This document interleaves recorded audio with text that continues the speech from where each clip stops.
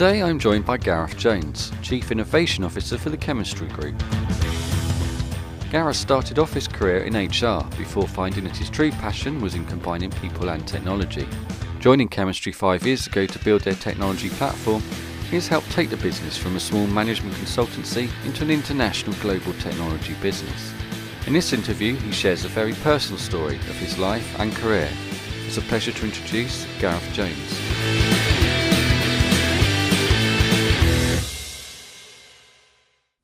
So Gareth, you were born in Ireland before moving to the Midlands at a young age. Yeah. Just tell us about those early years. Yeah, so my father worked as an engineer and just so happened, he's Welsh, my dad, as Welsh as you can get, and just so happened to do a spot in Ireland for a few years.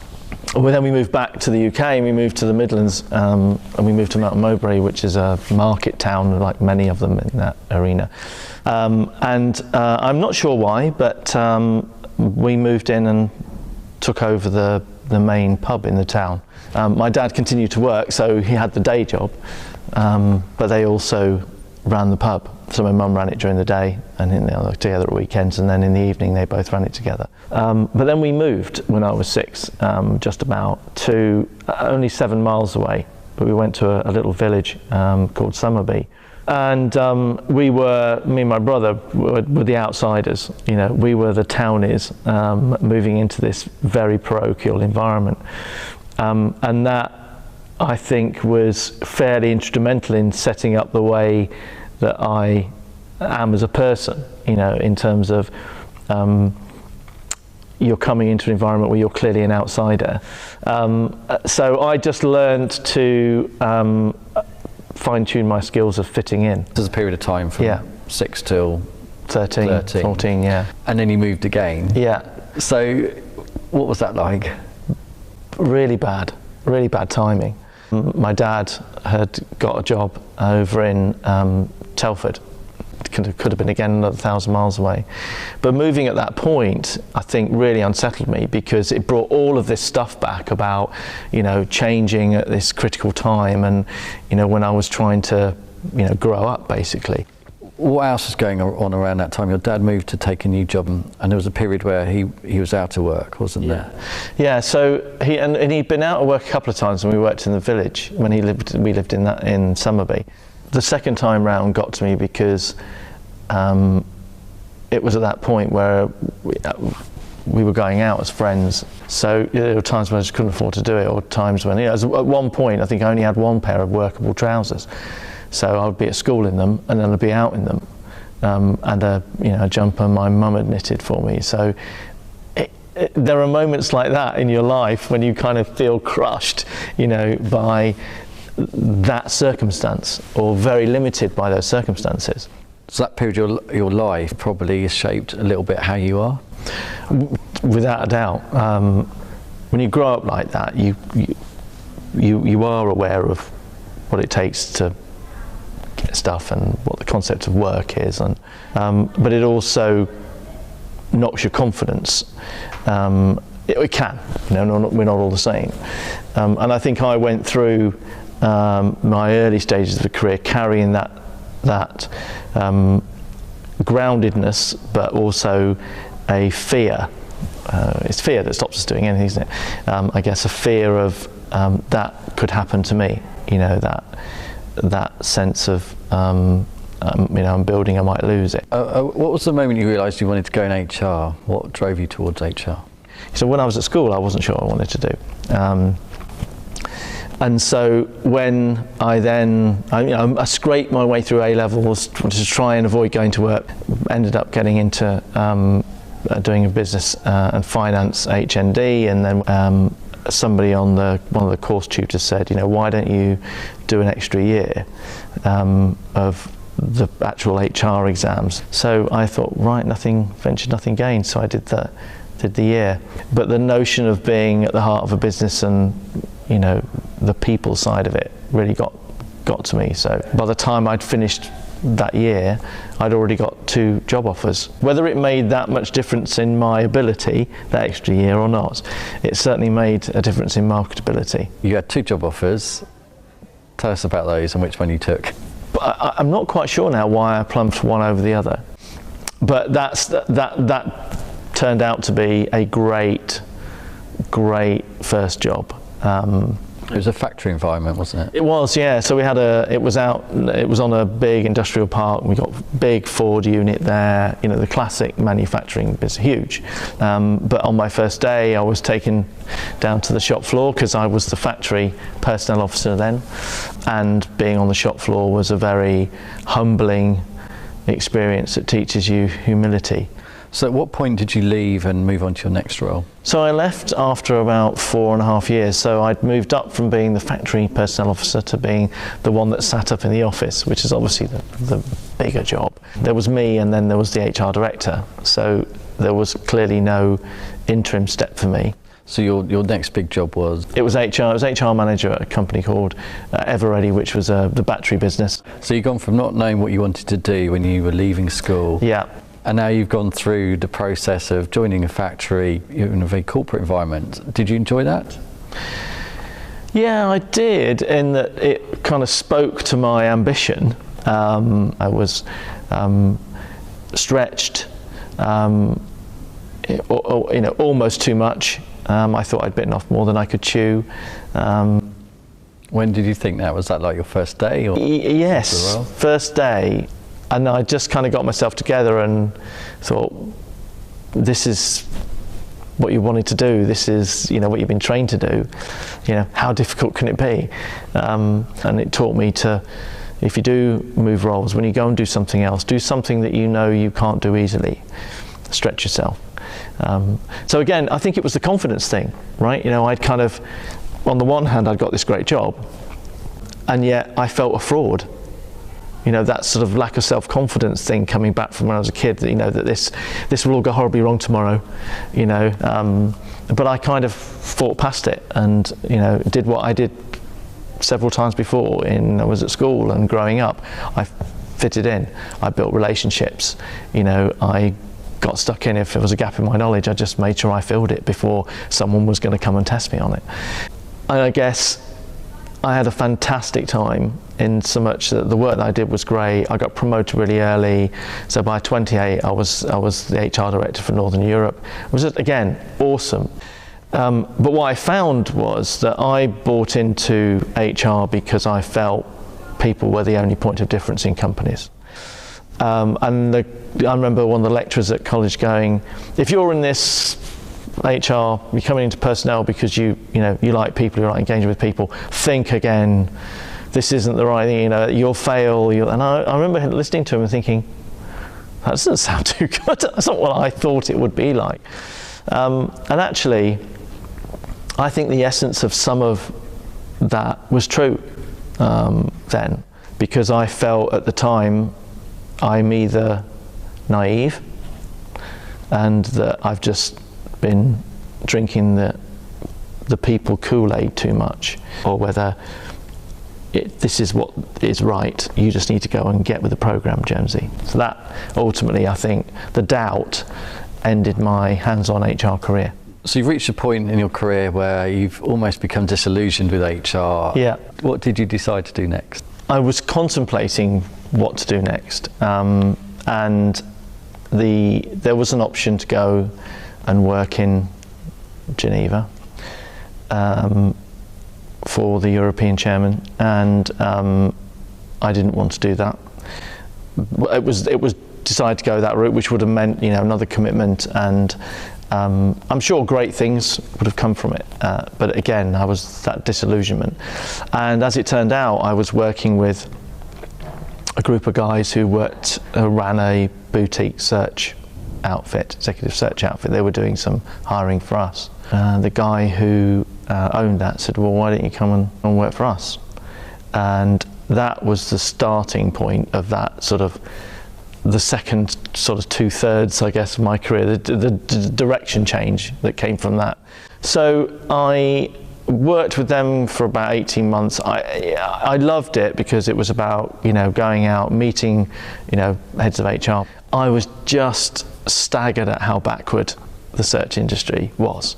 So I moved ultimately through the process of moving into another recruitment job, into technology. This is your first foray really into HR tech, which is it was, yeah, absolutely. So how did that?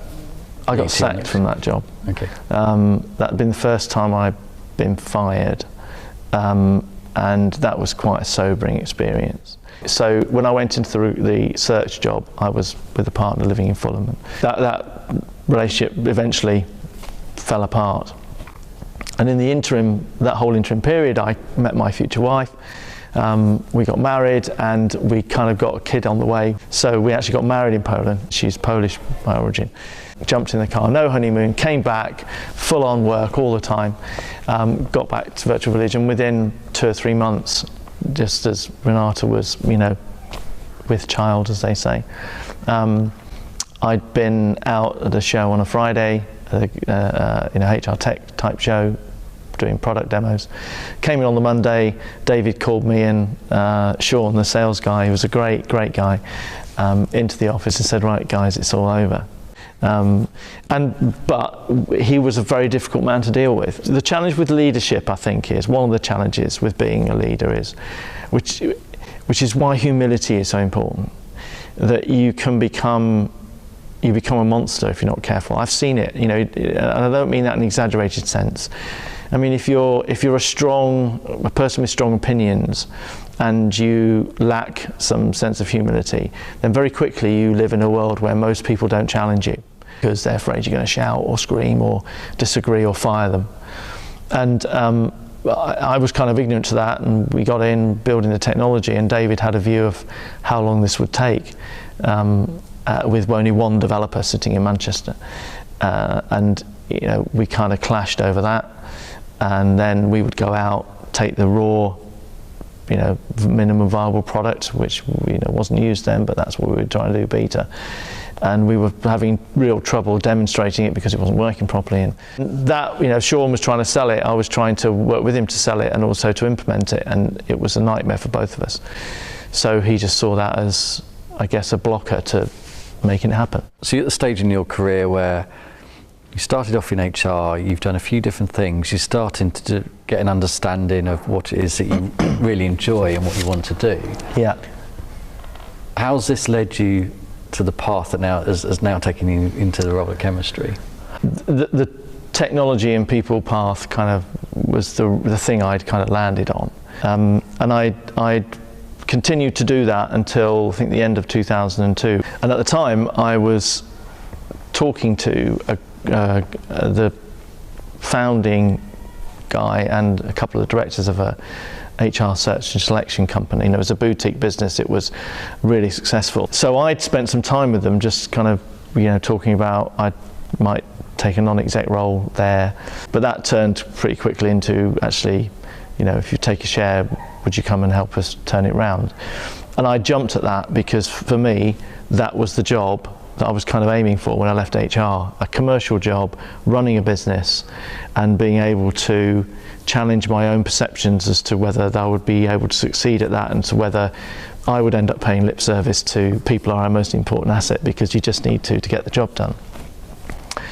And I really enjoyed that commercial job. It wasn't in technology, it was literally running that business and earning my spurs, which we did, turned the business around, sold that to a much bigger business called Stopgap, which was about 140 people as a big marketing agency, and worked with Claire there for another 4 years. But we kind of fell out, so I got sacked for the second time in my career by Claire. We're good mates now, but I think I became, as the business was becoming more challenged, I became more challenging and probably became a bit irritating. And so I sat down and thought, right, well, obviously, let's get another job. And I gave up after 20 minutes because I realised that the kind of person I was, I hadn't done 20 years of HR, so I couldn't just walk into that. I built and ran a sales team within the consultancy, a partner sales team, but I'm not a 20-year sales leader. So it was just pointless, I felt. I gave up because I just thought, none of these people are going to know who I am if I apply for one of these roles, whatever it is, I probably don't have the track record that they think I should. So in preparation of that going to take quite some time, I set up a company so that if I needed to, I could do interim work. I got into social media pretty heavily back in 2008 and built some tremendous relationships through that.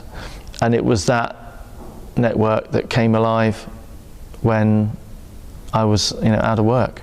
My curiosity took me to events where I met more startup technology companies.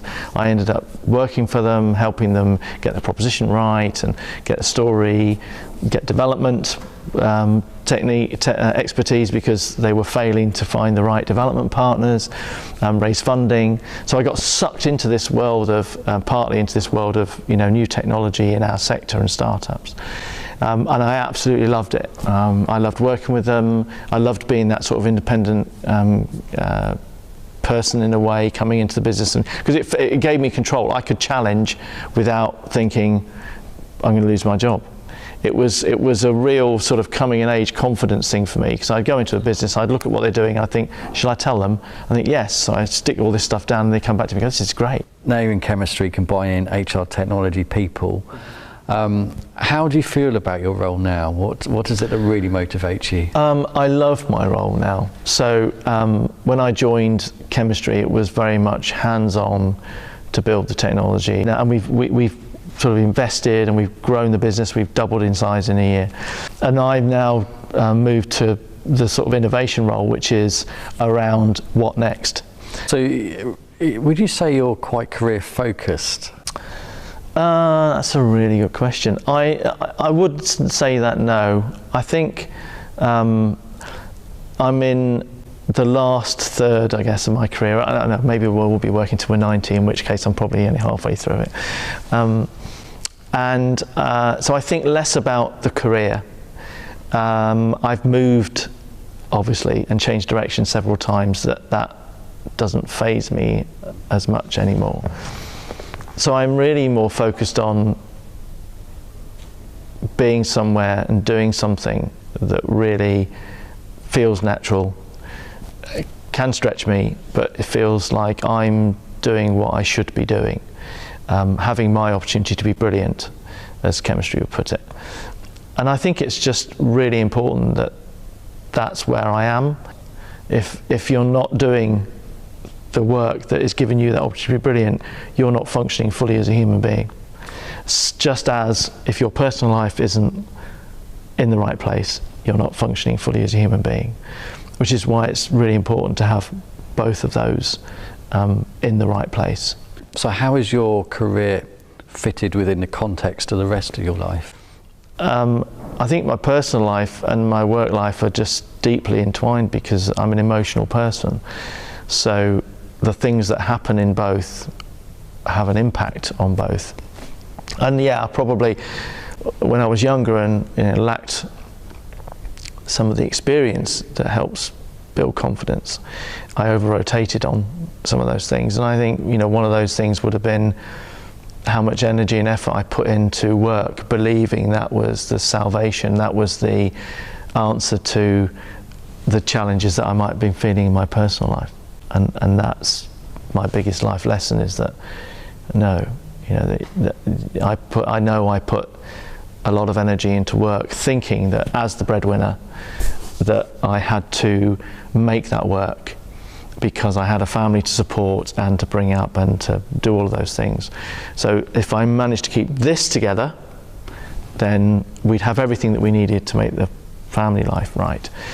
And I've learned that that's actually totally counterproductive. What you need to do is you need to put this right first. You need to put everything into the family and making sure that the personal side is stable and is enriching, because then you'll be a whole better person, totally, and a whole lot more productive, engaged, and useful at work. And I got that mix the wrong way around in my early career, without a doubt. And what impact did that have on your life outside of work? I think it made our personal life, when things were, at the most stressful work-wise, difficult. And so when we were trying to sell the Courtney business, again, I'd never sold a company before, so it was quite an eye-opening a job to do, but very stressful. And at the time, it just felt that I got to get this right, because if we don't get this right, then everything else we're doing will fall apart. And so it created issues within my relationship with my wife and the marriage, which it's hard to say started the writing on the wall of ultimately being separated and kind of nearly divorced now. But I can probably say quite confidently that it didn't help. During key years when the kids were young, lots of stress on us both. It's those years when it's bringing up kids can be a challenge, and you're trying to fit in work, you're trying to fit in all these things, plus you're trying to work each other out because you're stressed. It just created another distraction. And the more I ground down over here to try and solve this problem, the more it kind of popped up over here in a consequence in the personal life. So you can't, they talk about bringing your whole self to work, and I think you just have to be your whole self. Otherwise you end up, well, I do, because I'm that kind of person, it ends up eating away at you. Is there anything you would do differently? Do you know what? That's a really, really interesting question that have run through my mind many, many times. And if I think about, on the one hand, I didn't expect at 51 to be, effectively single dad, living away from my kids. They're only 5 minutes around the corner, but it's quite sobering when you come home at night and there's no noise. You can't hear, even if the kids aren't in the room engaged with you, when you walk into your house, they're there, right? They're doing stuff. So I look at that and I think that's not where I wanted to end up. In fact, that's the complete opposite. How did this happen? And at times like that, you could sit and think, yeah, should have done something differently to not end up being, single dad.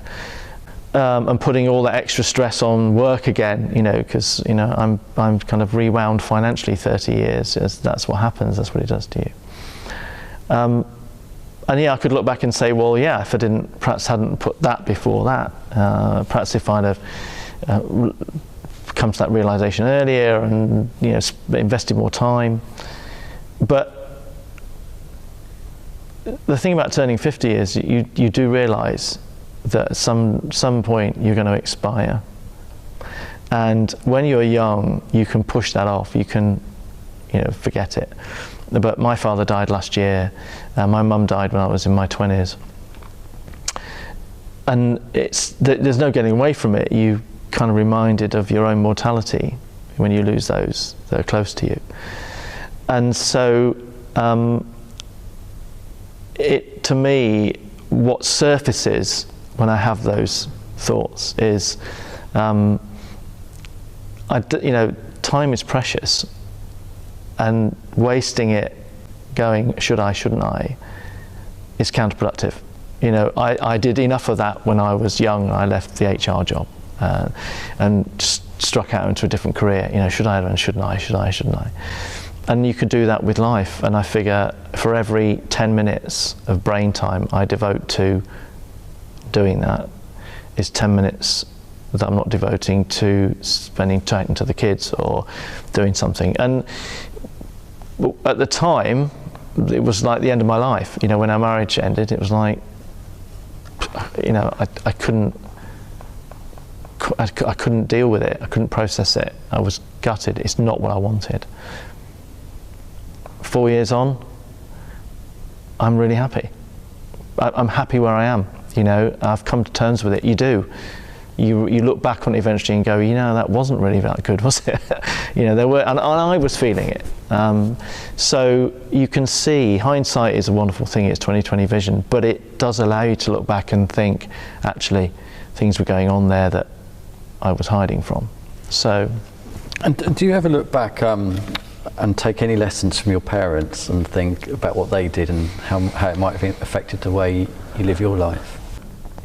The lessons I learned from my parents there were as many things that I looked at and thought, I don't really want to do it like that. So a real goal for me was that we would find somewhere to live and have kids, and we would stay in that area. They would go to the same school, they would grow up with the people in the environment, their friends, over time. We wouldn't move unless it absolutely was necessary, and I've done that. And I also wanted to be more engaged and more involved with my kids, and I've done that, and I've got a great relationship with them. Ironically, I didn't have a great relationship with my dad when I was younger, because at the time I just saw him as this guy who worked really hard but came home and was generally like miserable.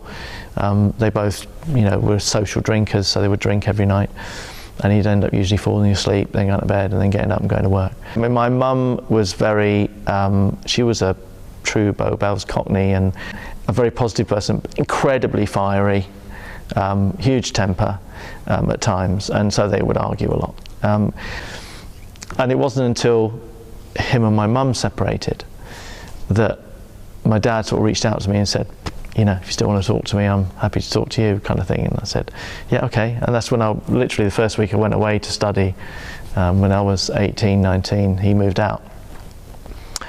And it wasn't until then that I got to know him properly, oddly.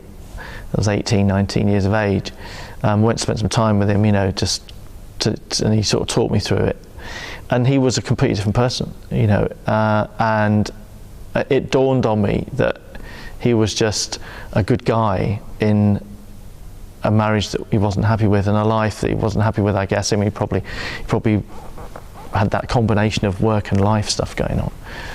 And so we developed a completely different relationship after that. And luckily, spent more years with him, knowing him and him being, a proper dad and a friend than I didn't. But it was those kind of things that I took from my upbringing that I majored on the things that had not felt so good for me, that I wanted to change when I was an adult and a father. So how do you feel now at your stage of your life, your career? You spoke about you're in a good place. Where are you at now? I found the place through this crazy sort of leaping from one stone across. It feels like I've sort of decided to cross a river, and I somehow ended up at the other side, choking and splurting a bit, but I made it. And so from a career point of view, I'm absolutely in the right space right now, and I love the job and love the business. And personally, although it's very, very different, I'm in a really good place too. So those two things are in balance. And I work for a business that is interested in more than me as an individual doing a job. And I've got a personal life which is vastly different from what it was, but one that I'm really, really happy with. I'm happy with the fact that, I'm doing the journey as I am now. I'm doing it largely on my own, and, I'm in control of it. And I think that's part of it. I'm in control, and I don't have the fear anymore. But I guess that happens when you get older. And what's important to you now and the future? Doing more of that. I mean, from a work perspective, continuing to challenge myself and stretch. So I still am an incredibly curious person. So, I'm thinking always about what's next, which is why the job is so good. And I still want to learn more. I still want to do more. I don't feel energy-wise any different from what I did in my 30s. So, and long may that continue. So I think that's my journey from a career point of view has got to be driven by those sort of things, and it kind of works now. And from a personal perspective, my kids are growing up. I want to be there for them. I want to be there for that, for when they go and do A-levels in uni and go to their first party, and all of that sort of stuff. It's important to me to be present rather than not, and it's been easy for me not to be present in the past. Gareth, it's been a pleasure talking to you. And you, Nick. Thanks very much.